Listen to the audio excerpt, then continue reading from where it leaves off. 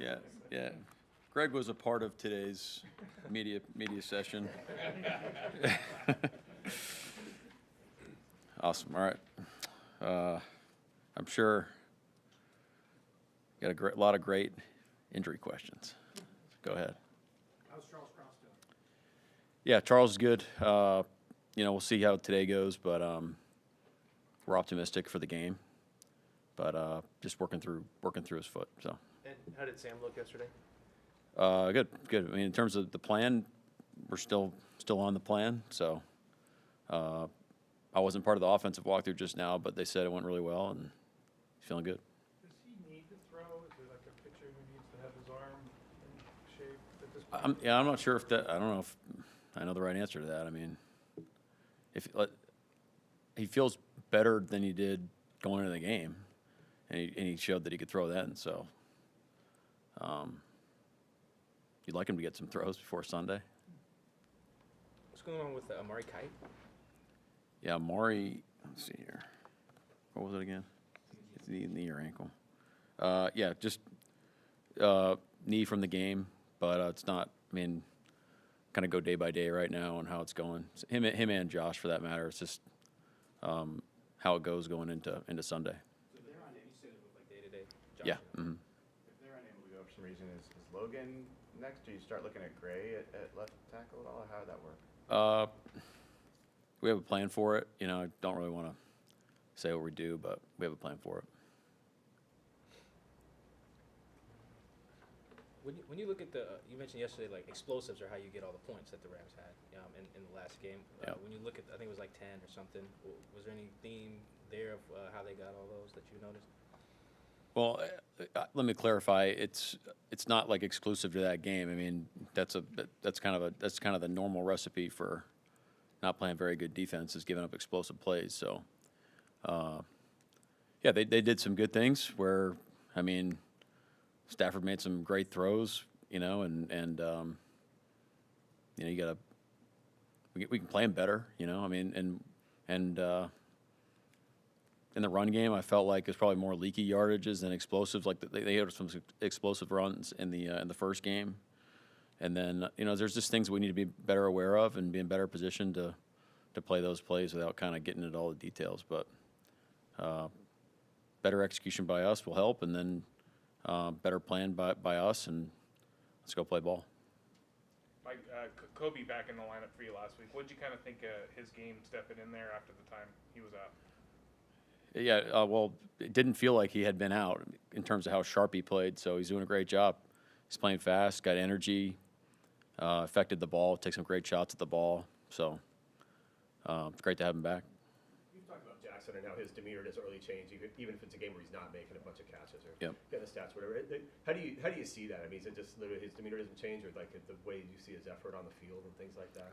I just think that's who he is, which is probably easy for him to be that way because that's just the type of guy he is, type of player. So it's kind of like a non-issue, Just out there trying to do what he can to help us win. Like I've said this before, one of our best strategies to win the game is to get Jax the ball. Sometimes it doesn't work out the way we want, or the ball doesn't find him, and you just got to keep chipping away at it. Make some adjustments, maybe, put him in different spots, kind of get to more down the line in game plan wise. But that's just who he is, so it's just kind of a non-issue for us. Jake Bobo mentioned after the game Cooper Kupp's run blocking. I think he jokingly called it like Cooper's run blocking school or something. When you have a receiver who's accomplished everything he has, Super Bowl MVP, Player of the Year, all that, to be that focused on blocking and passing that on to younger receivers, like, what does that do for a team? Yeah, I mean, again, he's a force multiplier for us, especially in the receiver room. It's like his expertise of the game is just it's fascinating to me because it's like great teachers can make all these different things like very simple. So he has just a really great way to explain these things to our guys, and a guy like me can understand, where that's not really my thing, and so I can imagine how that would help guys that actually can do that type of stuff, and so it's exciting, it make it really come to life for those guys. Has there been anybody else you've coached that has kind of been like that, like a veteran guy who has that understanding? That's interesting. I think Eric Weddle was kind of ahead of his time just in terms of seeing like the whole game.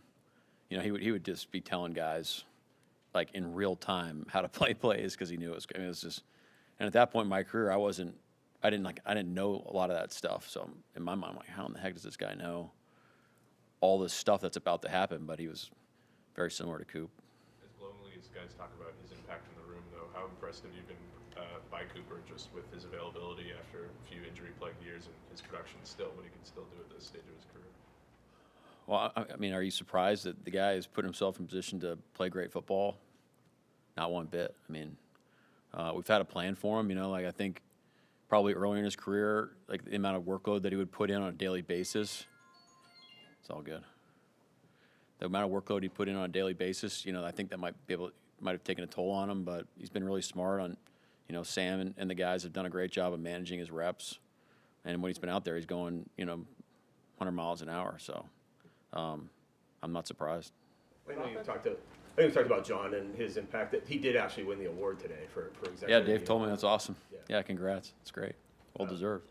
Yeah, just I guess thoughts in general and just kind of the jobs John's done. Well, I mean, name the thing that we've done. Name a thing that we've done since we've walked in the door 2 years ago, and especially this year, and we've gotten great returns. I mean, in terms of just action items, but I think, and I've talked about this at length before, but to me, it's like the leadership is probably needs to get talked about more with him on how he operates daily, and how he treats everybody in the environment that we've been able to create around here is just. I think that's helped our development of our people. That's helped guys take the next steps in their career, and you can kind of go down the list of coaches, personnel, players that have taken another step in their career, and if you kind of trace it all the way back, it's like, well, John's got a lot of responsibility in that. So, and I'm sure if he was standing right here, he'd be the first to thank all of our personnel staff. Just everybody being bought in the same thing, and that's what type of guy he is. So, yeah, I'm really happy he won. He deserves it. What do you remember about your first interactions with John? I don't think you guys had really crossed paths before the interviews, right? Yeah, we had an interview at the hotel. I was sitting at the hotel. I got a text if you wanted a coffee. I used to live right there, so I knew where he was. Hopped across the street, and it was like we'd known each other forever. It was pretty cool. So,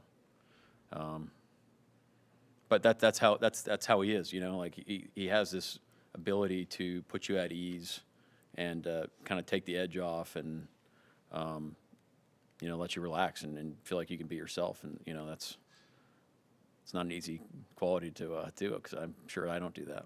What were your first 5-minute impression of him when you sat down with him? What stood out to you right away? I think that was it. I mean, we were walking back, so we got to spend some time, him and I, and he was explaining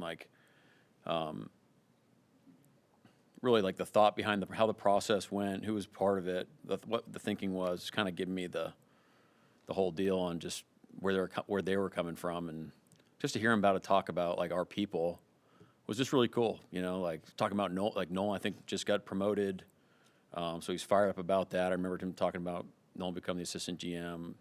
The other people Jody's excitement of the whole thing. So. Par for the course. You can really set the tone.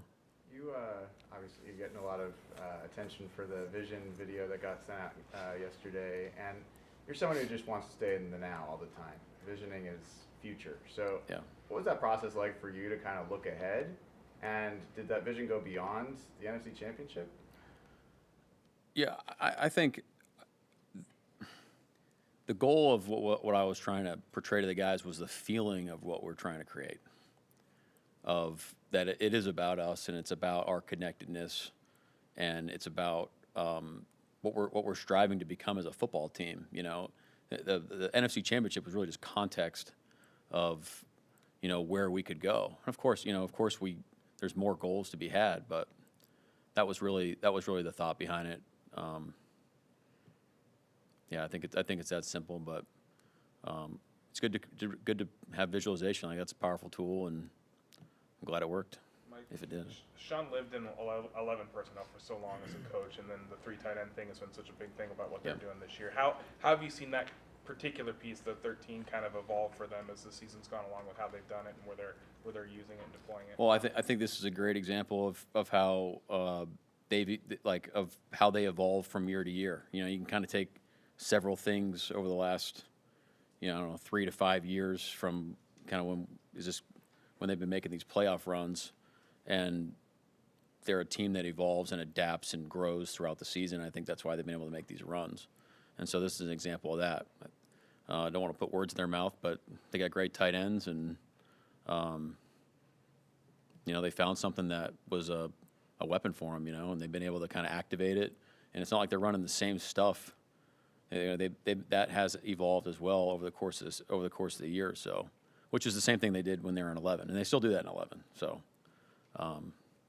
yeah, I bet it's an easy example to see how they operate, and makes you definitely respect how they do it. When you see offensive play callers, how often do you see that their play calling is predicated on down distance and field position versus sequencing of like what they've done?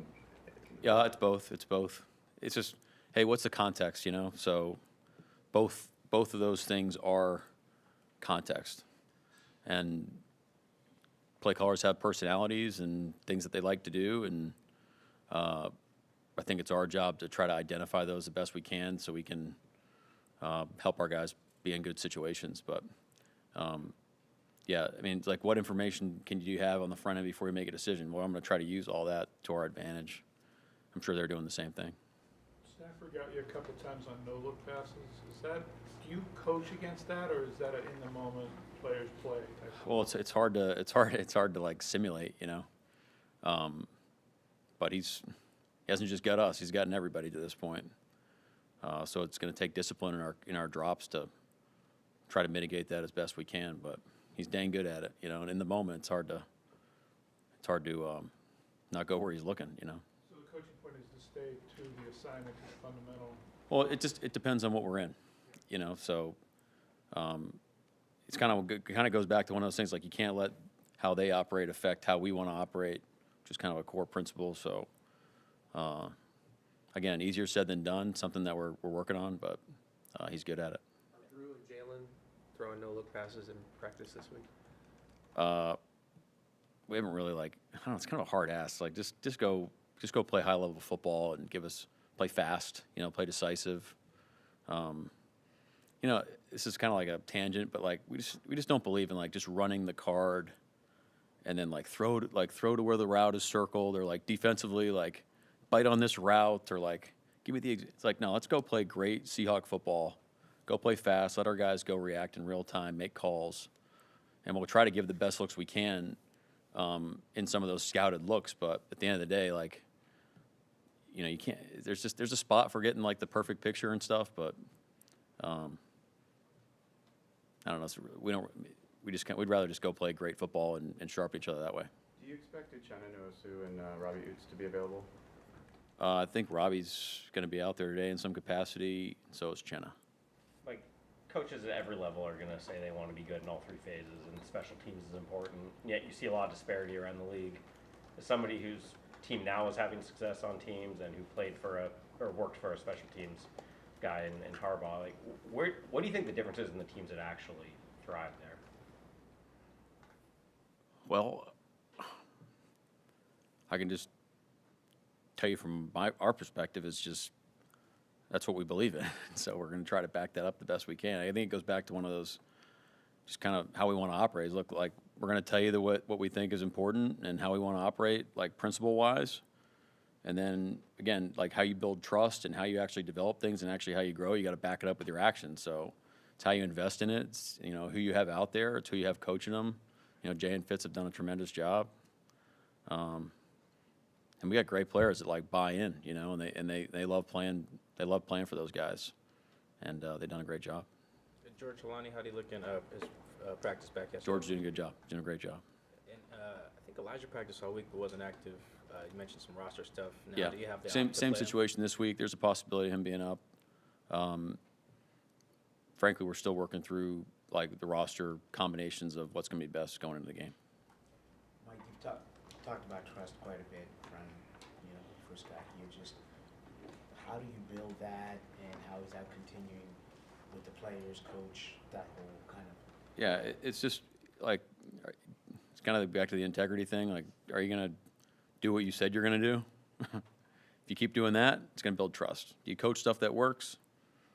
You know, if I tell you to do something and it helps you go play good football, I'm going to build trust. You know, if it goes opposite, you know, then it's a fragile thing. Like, you can build trust all the way up and lose it like that. And so it's something that we take really seriously. Yeah, and look, the players know. They know who the good players are. They know who the good coaches are. They know if you're full of crap or not. They know all the things. So there's no tricking them. That's you just gotta lay all your cards out on the table and work together and go get it done. Has your messaging on regaining trust change or evolve? You know, when players kind of. Look, you're looking at a guy that didn't play, so you know, from my perspective, it was like, well, you better coach them stuff that works. You know, otherwise they're gonna look at you like, you know, what do you know? So that's kind of where it started, and then you just look. I mean, they have goals. They want to play a certain way. They want to play great football. So. And they want people that are going to be invested in them and believe in them. So if you show that, you don't have to tell them, hey, I believe. It's like, just show it through your actions, and they'll see it, they'll feel it, you know, and that's how you build it. But I don't think it's changed over the course of years. I mean, it's sharpened, you know, it's evolved, but I don't think it's changed. Have you noticed the forecast is getting closer to 37? Well, it's interesting. Anything else? All right, thank you.